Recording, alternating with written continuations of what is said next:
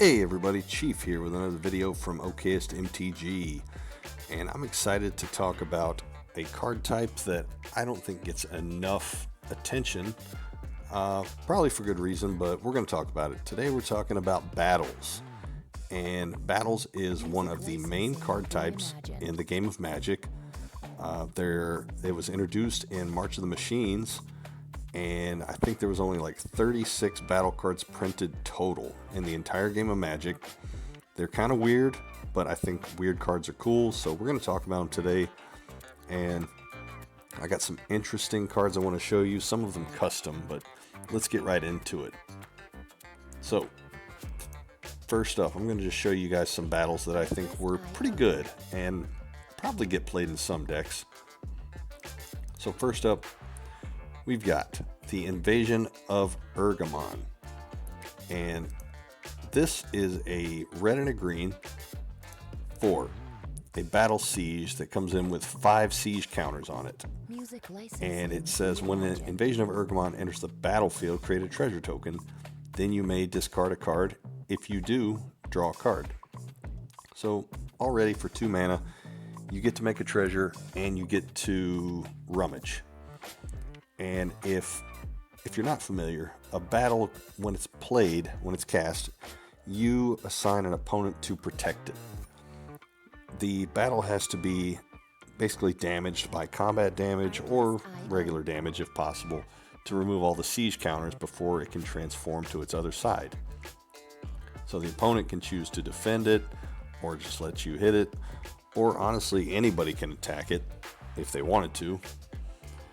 And this one, when all 5 siege counters are removed, turns into Truga Cliffcharger. It is a 3/4 rhino creature with trample, and when it enters the battlefield, you may discard a card. If you do, search your library for a land or battle card, reveal it, and put it into your hand, then shuffle.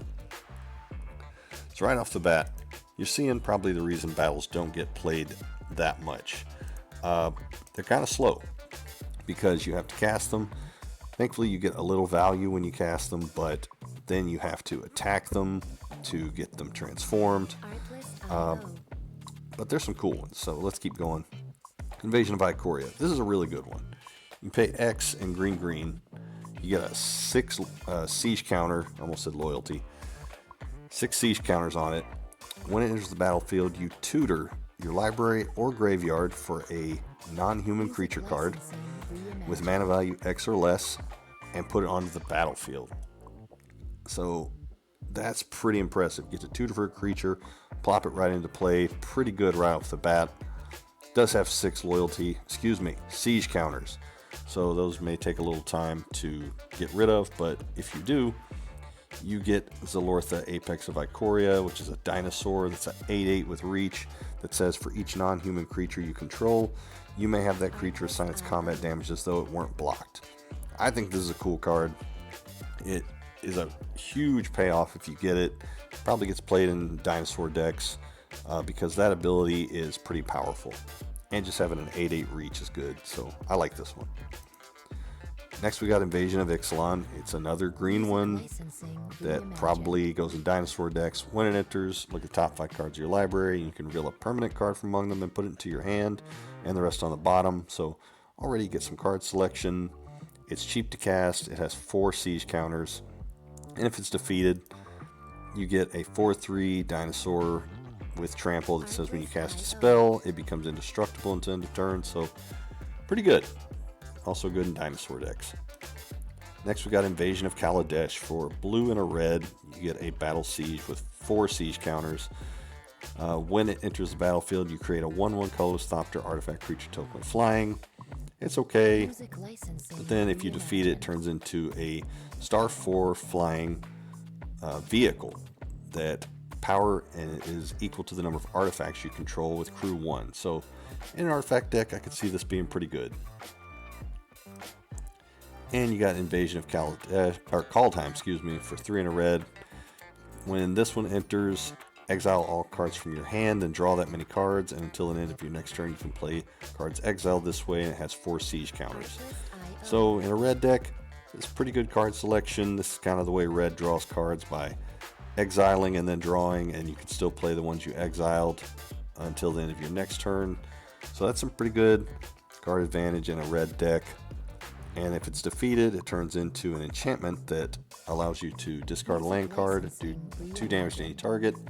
And if you discard a land card, exile top card of your library, and you can play that card this turn. A little more niche, probably goes in decks that care about discarding or sacrificing lands and getting them back from the graveyard. Still think it's cool. Could definitely see some play in the right deck. Next we got the Invasion of Moag for 2, and Selesnya. You get a battle with 5 siege counters. When it enters the battlefield, put a 1/1 counter on each creature you control. That's pretty powerful in any deck doing +1/+1 counter synergy. It's 5 siege counters. If it's defeated, you get a 3/3 Dryad with Ward 2 that says at the beginning of your end step, put a 1/1 counter on a target creature you control. Not earth-shattering. It'd been much better if it was every creature you control, but still not a bad effect in a +1/+1 counter deck. Then we got the Invasion of Vryn, 3 and a blue for a battle. It says when it enters the battlefield, draw 3 cards, then discard a card. Not a bad rate. You're going to get 2 cards in your hand, 1 to the graveyard, 4 siege counters. If it's defeated, you get an artifact that you can pay 1 and tap the artifact, the Overloaded Mage Ring, sacrifice it, and copy a target spell you control. So sadly it's a one-time use, but that's a pretty powerful ability. We got the Invasion of Xerix for 2, a white and a blue. This battle comes in with 4 siege counters. When it enters, you return up to 1 target creature to its owner's hand. So it's a bounce spell right off the bat, and when it's defeated, you get a Vertex Paladin, which is an Angel Knight creature with flying that says its power and toughness are equal to the number of creatures you control, which could actually be pretty powerful. Big flying beater. If you're in a deck that makes a lot of token creatures, this could be good, I think. 4 mana is a little steep for a bounce spell, and you hope that you can turn it into a big beater. But not a bad card. And we got the Invasion of Zendikar. This one I know sees play because when it enters the battlefield, you search your library for up to 2 basic land cards, put them onto the battlefield, tapped, then shuffle. So not bad. 3 siege counters. I'm going to keep doing that. My bad. If it's defeated, you get a 4/4 Awakened Skyclave Elemental with Vigilance and Haste. As long as it's on the battlefield, it's a land in addition to its other types, and it taps for a mana of any color. So this could be good in your lands-based decks, landfall decks. And that was just an example of some of the battles that I think could still be worth playing. But now what I'm really excited to show you guys is some custom ideas for some commanders that I think would be cool if WotC would ever consider building commanders that really care about battles. So let's get into that. First up, here's one I designed, Ares, God of War for 2 and a red. You get a creature god. It should say god and enchantment. Forgot that. He's indestructible, has haste. He isn't a creature unless you control a battle. Ares' power is equal to the number of battles you control times 3. So if you have 2 battles, his power would be 6. 3 battles, his power would be 9. Triggered abilities of battles you control trigger an additional time. Whenever a battle is defeated, you may do X damage to any target, where X is is its mana value. And then for WUBRG, you can the next time you would cast a battle, put any number of battles from your hand onto the battlefield. Now, I admit, I know I may have went a little overboard with the power on this guy, but let's face it, battles aren't that strong. But this guy makes them incredibly strong by copying their abilities, giving you some burn damage if you defeat a battle, and then you get basically the Galta effect to put as many battles onto the battlefield as you want if you cast one. So plus he turns into a big indestructible beater with haste. Not bad. I thought this was a cool card. I would love to see WotC design something along this line. Next up, this was designed by my friend Chris. Caligula, Prince of War. So for Mardu and 2, you get a legendary creature, Human Warrior, who has the ability Field Artillery. Whenever a creature you control dies, exile that creature and deal damage equal to its toughness to target battle. He also has the ability Spoils of War. Whenever a battle is defeated, you create X treasure tokens and each opponent loses X life, where X is that battle's mana value. And then for WUBRG, the next time you cast a battle, you may put any number of battles from your hand on the battlefield, same ability as Ares. I did like that he included this way to get value when battles are defeated in the form of treasure tokens, and it also does life loss to your opponents as well, and it gives you a way to enable your game plan of playing battles and defeating them. So very cool design. I thought this was great. He's a 4/4, not overpowered, but still very cool idea for a battles focused commander.